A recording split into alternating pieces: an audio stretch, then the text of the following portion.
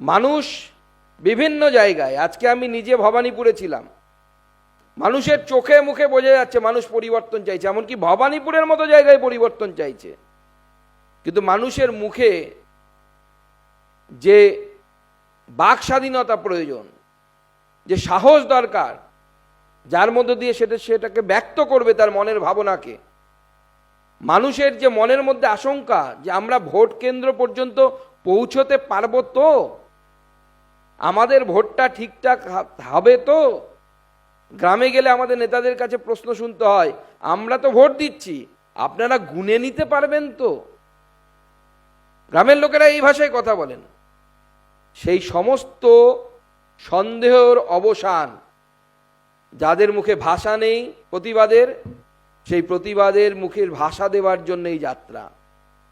যাদের মনে এই আশঙ্কা জন্মেছে যে আপনারা গুনে নিতে পারবেন তো, তাদের মনে আত্মবিশ্বাস দেবার জন্য এই যাত্রা।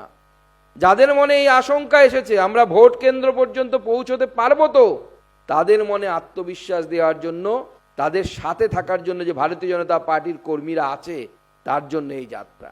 এবং সব শেষে মেগা র্যালি মাননীয় প্রধানমন্ত্রীর উপস্থিতিতে, তার ডেট আমরা আগামী দিনে জানাবো, আমাদের রাজ্য সভাপতি বলেছেন। ঐতিহাসিক র্যালির মধ্য দিয়ে এই যাত্রার পরিসমাপ্তি ঘটবে এবং এই যাত্রা পশ্চিমবঙ্গের বিভিন্ন প্রান্তে যাবে এবং যে আপনাদেরকে যেরকম বলা হয়েছে 9টি যাত্রা, প্রায় 38টি আমাদের যে অর্গানাইজেশনাল ডিস্ট্রিক্ট আছে তাকে টাচ করবে।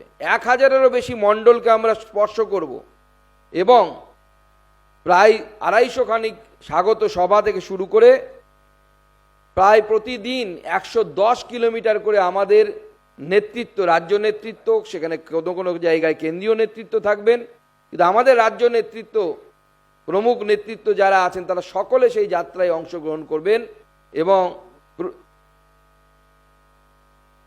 এবং 56টি সভায় রাজ্য এবং কেন্দ্রীয় নেতৃত্ব তারাও সেখানে উপস্থিত থাকবেন।